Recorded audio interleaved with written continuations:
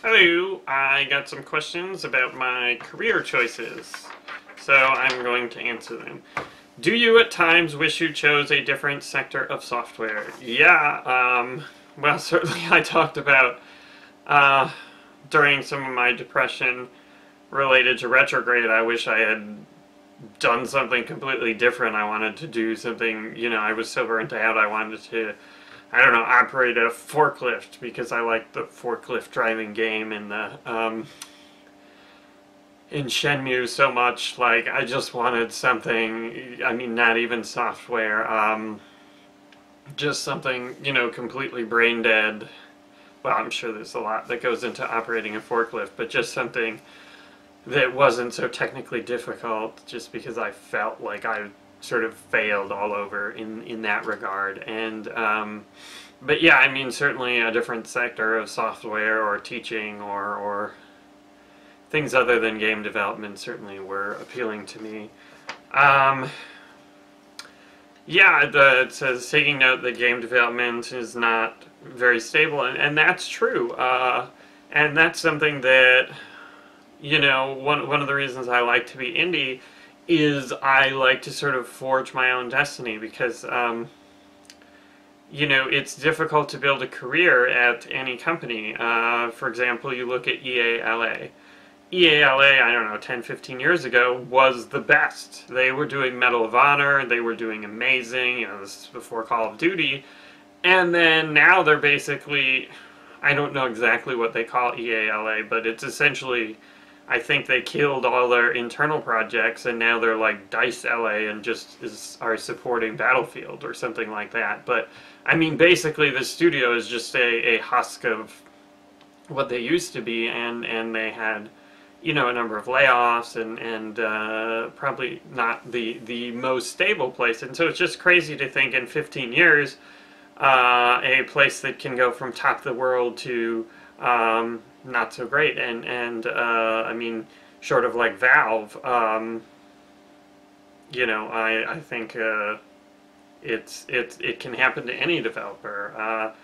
Even like id, I mean, their last games haven't sold very well. I've heard they rebooted Doom 4, and they're not doing the tech thing because Epic stole them from that. And I mean, now John Carmack isn't even working there full time. So I mean, I don't know. Maybe their next game will knock everyone's socks off. But I mean, certainly one could say they're not on the top of the world like they used to be.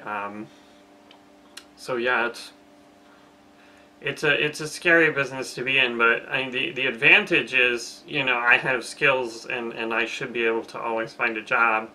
It's just difficult when you want to start a family and get a house and stuff, just because, video games all over, and even in the LA or the Bay areas, which are sort of hubs, you're stuck with a nasty commute and ridiculous cost of living. Ugh.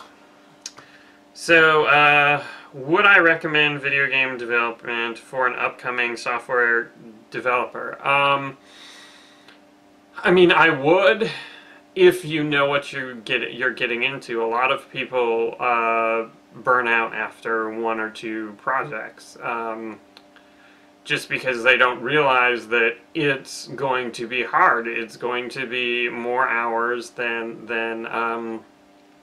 you would like, and there's going to be tough deadlines and compromises that have to be made on the quality, and your first game maybe won't be something you'll be proud of. I mean, The Incredibles was my first commercially published game, and it didn't turn out great, even though I killed myself trying to make it the best game. But really, I basically killed myself to ship on time, which was a legitimate risk we face, and legitimate risk all titles face that need to ship on a certain day. It's a real challenge.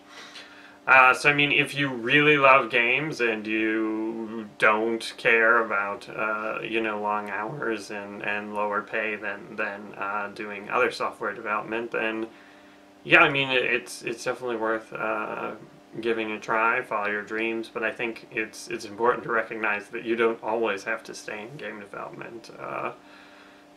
Because it doesn't fit with a lot of lifestyles. Do you think that the skill set differs from other software paths? I think yes, to some extent. I mean, to me, I think having core fundamental programming skills is most important. So I mean, like understanding what a compiler does and what's going on under the hood.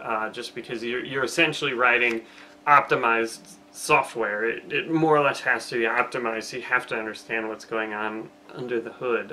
Even for 2D games, you have to worry about fill rate oftentimes, and there's all these things. So I think there's certain aspects to it that you have to understand and you know, learn about, like the graphics pipeline and stuff. But I think that the fundamentals are the most important part, and then yeah, you learn about the graphics pipeline, and there's a lot more matrix math and vectors probably in some fields of software development. I mean, obviously, if you're doing like digital signal processing, that has a lot of math as well. So, I mean, there's definitely quite a bit of overlap, but there's a number of special skills. And I think one of the difficult things about game development is that things change so fast. Because, I mean, not just, you know, CPUs changing, you know, now you have to do multi-threaded, blah, blah, blah, but you also have the GPU, which is changing more rapidly. When I started, you know, we were doing PS2, we also did Xbox, but I mean, we just sort of crapped out our shaders because we, you know, PS2 was our lead platform. And now, if you don't understand shaders, then you're dead. And even shaders, well, they're moving more and more things to the GPU. So now there's like compute shaders and OpenCL and in the new graphics pipeline, there's all these different stages you have to understand. You know, whole shaders, I don't even know, I don't keep track of it. I mean, but we're doing a lot of stuff with Neverending Nightmares with shaders, and I think you pretty much have to, I mean, unless you're doing like straight 2D retro games, and even then you might still want to do stuff with shaders. So yeah, I mean, these are things that when I started my career 10 years ago, it was not like a big deal. It was not something a lot of people were really using. So some personal history. Well, I graduated from college, University of Michigan, in 2003. Then I went to work at Heavy Iron for 3 years, 2 years. 2 years I worked on The Incredibles, The Incredibles Rise of the Underminer, and Ratatouille. And I left before Ratatouille shipped to work for High Impact Games.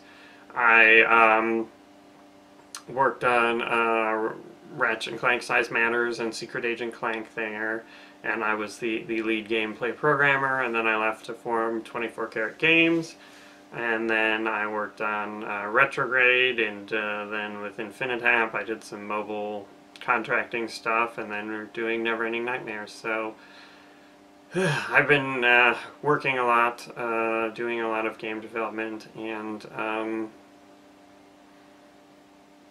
yeah, I guess that's been a lot of my personal life. I'm happily married, originally from Michigan. I don't know, I'm really not all that interesting outside of game development, I think. Well, hopefully that answers your questions.